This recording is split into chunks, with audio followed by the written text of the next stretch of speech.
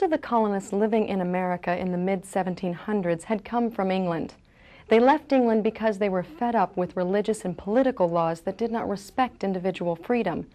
In addition, they hoped to take advantage of American resources to develop a better way of life. Fighting between the American militia and British troops began after England passed a series of harsh laws and taxes known as the Intolerable Acts. This was on the heels of other tax laws such as the Stamp Act, the Townshend Acts, and the Sugar Act. The Americans resented these taxes, and rebellion and warfare became unavoidable. Many American colonists were loyal to England because it was their home country. However, even loyal colonists were angered when England made them pay high taxes. Many Americans owned land and grew their own food. Americans were able to take care of themselves. This made them very confident and optimistic about fighting the British. Here are some terms you'll need to know to get the most out of this program. A colony is a group of people who have moved to a new place but retain ties to the state or nation they came from. A loyalist was a colonist who was devoted to the British government. Tax is a price added to goods or services by a government. Intolerable means excessive or unbearable. The Intolerable Acts were a series of harsh laws and taxes forced on the colonists by the British. Independence is a state of freedom and self-government. Revolution is the act of replacing one government or ruler for another. A militia is an army made up of members of the public that is called into action only during an emergency. Reinforcements are troops who arrive to strengthen the actions of others. Fortification, the act of strengthening a place by adding walls or forts. Valley Forge is an area where Washington and his troops were forced to wait out the winter of 1777.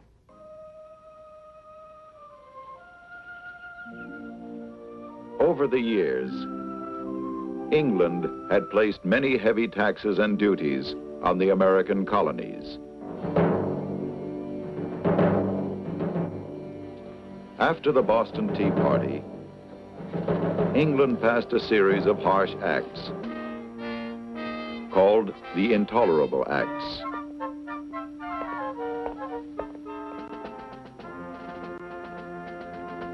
The fight between the American militia and English troops at Lexington and Concord caused bloodshed and rebellion.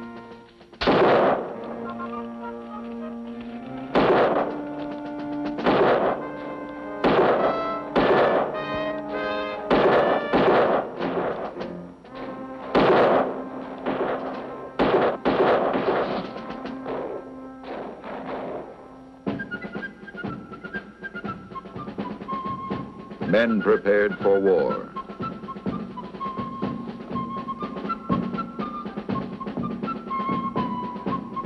I hear that the Second Continental Congress just voted to raise an army, and that they've elected George Washington to command it. He's in Boston now, and I'm going to join him. Washington needed men and cannon to fight the powerful English armies. He sent troops to Fort Ticonderoga in northern New York to get the recently captured British cannon. The colonists hauled the heavy cannon over 300 miles to Boston in the winter of 1775.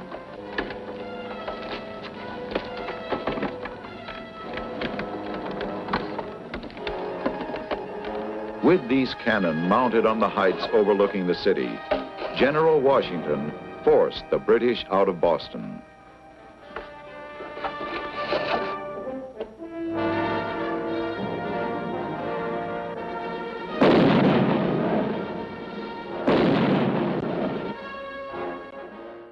He did this despite the fact that his soldiers were not as well trained as the English and had little or no experience on the battlefield.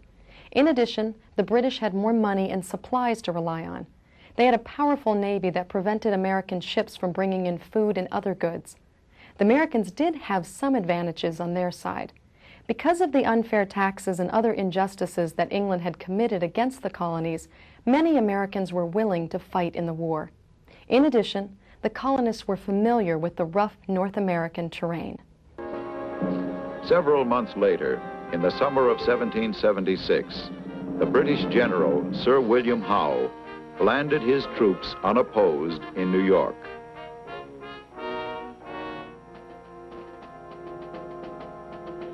Did you know that General Howe has almost 30,000 soldiers? Well, Washington has almost as many militia. He'll show 'em. He did in Boston. But Washington's poorly trained army was unable to defend New York.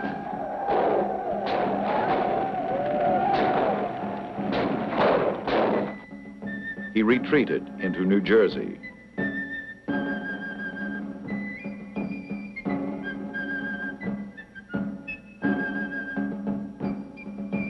And finally took refuge by crossing the icy Delaware River into Pennsylvania. And winter was setting in. General Howe had no boats to follow Washington across the river. After all, it's really only a question of time before we have these American rebels well in hand. We'll capture them in the spring. I quite agree. Oh, yes, Very indeed. true. Certainly, sir. Of course. It was at Trenton, New Jersey, that George Washington demonstrated the qualities that would eventually win the war for independence.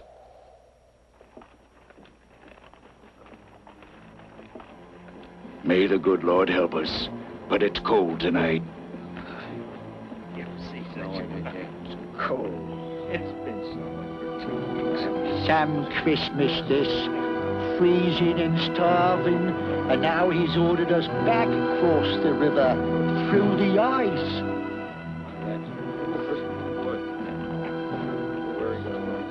On Christmas night, 1776, while the British were celebrating, Washington prepared to cross the Delaware River.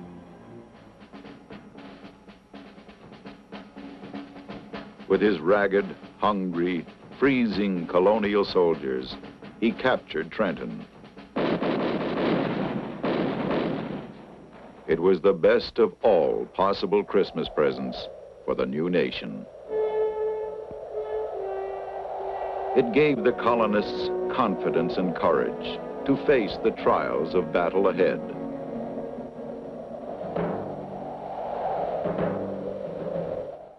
Washington's troops lacked food, clothing, ammunition, and other supplies throughout the war. Sometimes the troops had to march barefoot through the snow because they had no shoes. The enlistments of most of the Army's soldiers would end in December of 1776. The Continental Army had decreased to about 5,000 men. When George Washington won the battle at Trenton, it inspired many soldiers to re-enlist. Sometimes Washington would ask the governor of a state to call up their state's militia to help in a battle.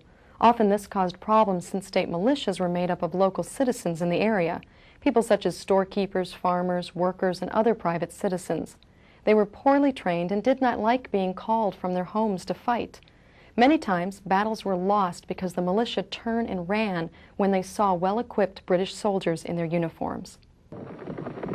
News has just arrived that the British General Burgoyne has recaptured Fort Ticonderoga. It looks bad for the colonists in New England.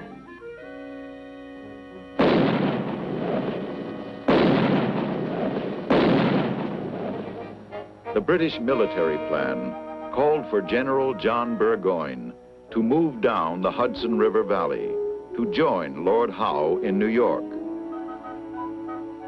This would separate New England from the rest of the colonies. But General Howe suddenly left New York to attack Philadelphia in September 1777.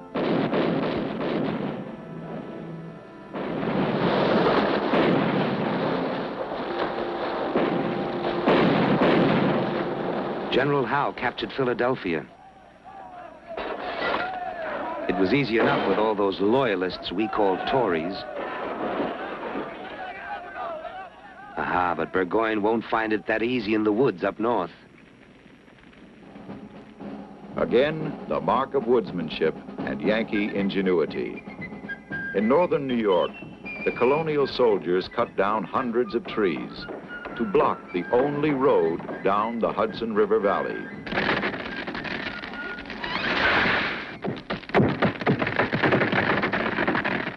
General Burgoyne's British troops had to clear the road to get their cannon through.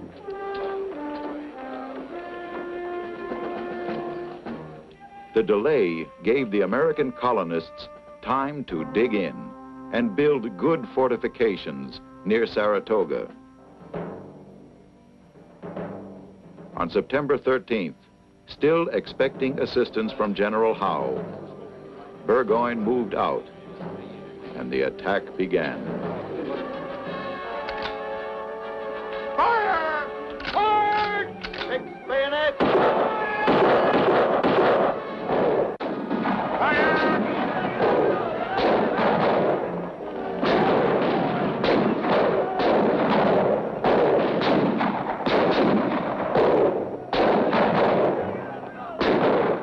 When the reinforcements from General Howe were not forthcoming, Burgoyne was forced to surrender. This American victory at Saratoga was very important because it soon brought France into the war. America needed the help of an ally like France to win the war against the mighty British Empire. For many months, Benjamin Franklin had been in Paris, trying to persuade the French government to join the American colonists in their struggle with England. News of the recent victory at Saratoga clinched Franklin's arguments. The French began to believe that it was possible for the Americans to win the war.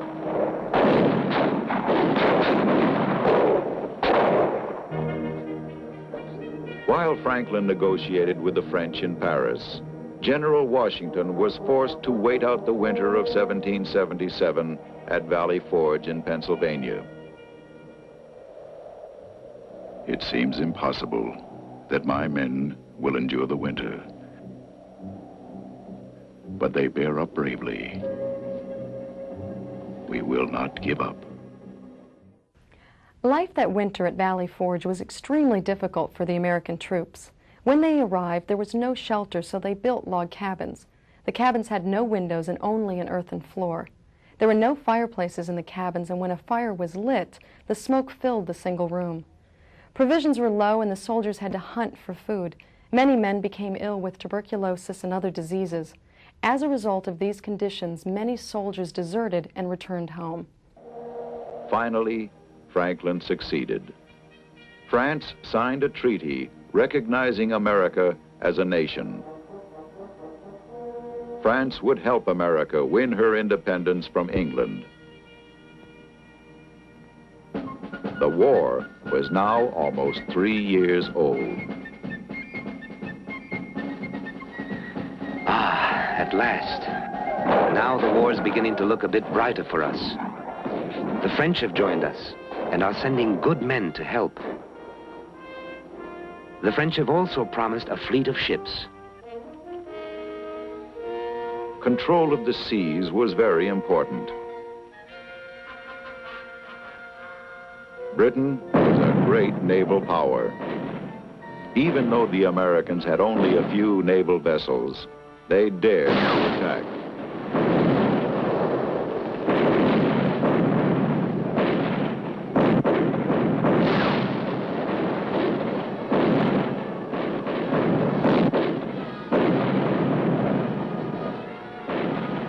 The American captain, John Paul Jones, engaged the British warship Serapis in battle.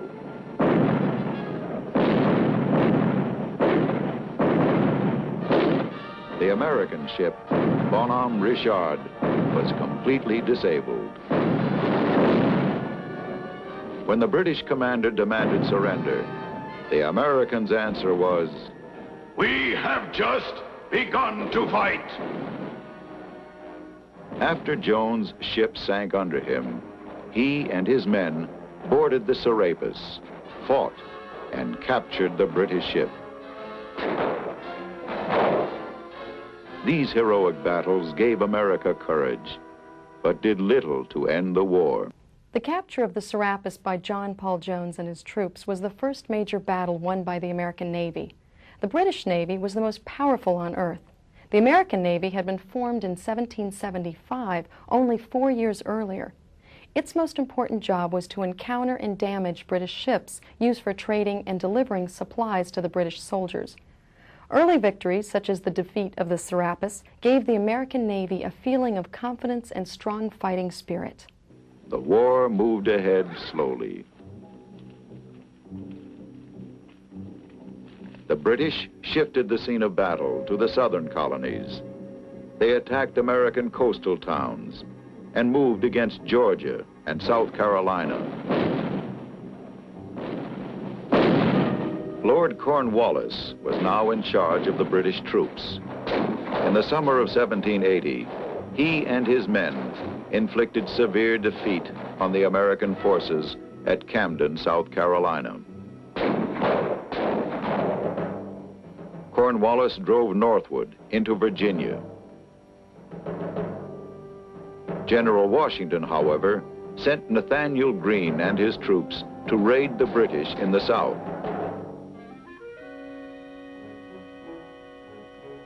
I tell you that Nathaniel Greene's a tough one, right enough. Aye, he says we fight, get beat, but we rise and fight again. Nathaniel Greene separated the British forces. This gave General Washington a chance to set a trap for the British in Virginia at Yorktown. The British troops under Cornwallis took up a position at Yorktown. French troops joined the Americans. Lafayette, with 2,000 soldiers, moved in. Cornwallis hoped for support from the British fleet, but the French, under Admiral de Grasse, outmaneuvered the British and closed off Chesapeake Bay. Washington ordered his cannon to pound the British defenses.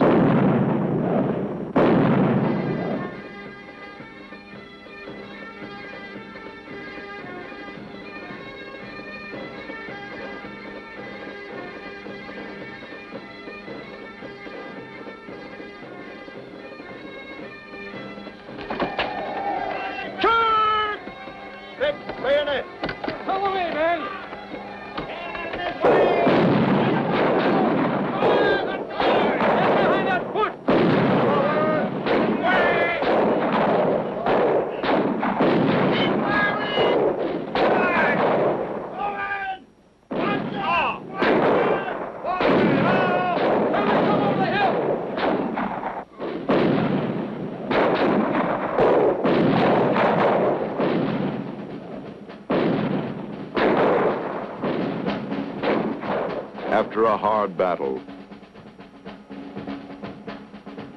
Cornwallis surrendered his British troops to Washington on October 19th, 1781.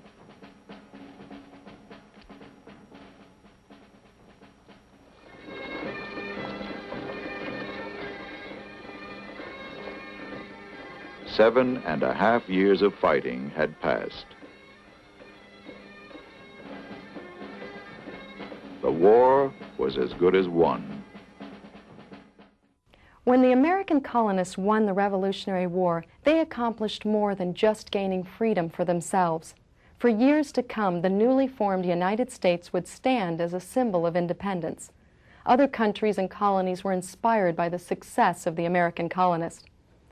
Thomas Paine said that the Revolutionary War contributed more to enlighten the world and diffuse a spirit of freedom than any human event that ever preceded it. The peace negotiations were held in Paris. America secured a northern boundary that still exists between the United States and Canada.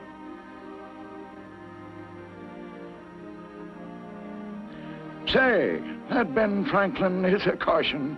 I hear he even tried to get Canada for us. Well, he didn't get that, but he got all the land clear to the Mississippi River. The United States of America had achieved its greatest ambition: independence. And now, a strong national government would be needed.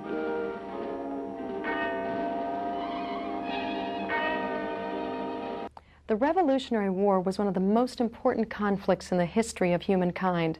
It created a new nation, the United States of America. It also changed the way many people viewed the European system of colonization. It gave other nations a new outlook on freedom, self-government, and the rights of all people. Each battle of the Revolutionary War was an important step toward the establishment of a new and enlightened nation. Here are some questions to think about and discuss. How did the British use overseas trade to try and dominate the colonies?